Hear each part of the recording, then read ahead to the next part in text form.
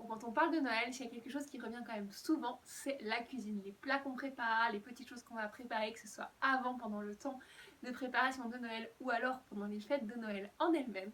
Donc c'est ce dont je vais vous parler aujourd'hui et je vous retrouve tout de suite.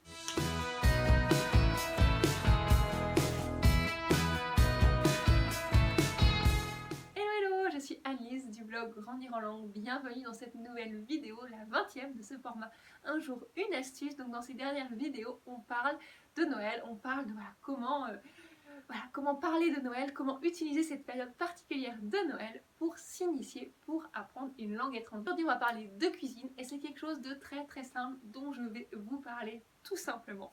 À Noël, on fait plein de recettes différentes, que ce soit des recettes très simples comme des petits gâteaux ou un plat qu'on aime bien mais qui va être très simple, comme des recettes compliquées, mais on utilise différents ingrédients. C'est quelque chose qui touche aussi beaucoup aux émotions parce qu'en général, on a envie de faire plaisir, on a envie de faire quelque chose de particulier ou c'est quelque chose qui va toucher aux traditions, qui va nous rappeler notre enfance, etc.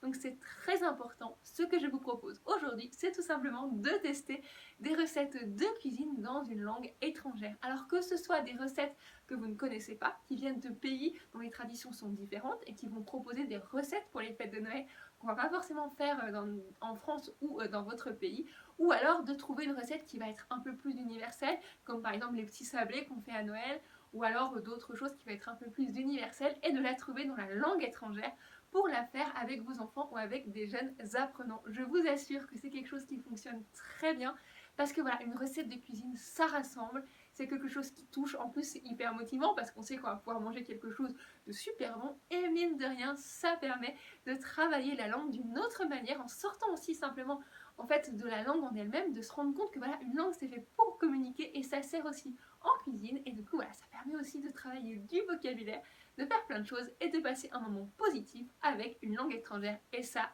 c'est super chouette et on a besoin de ce positif.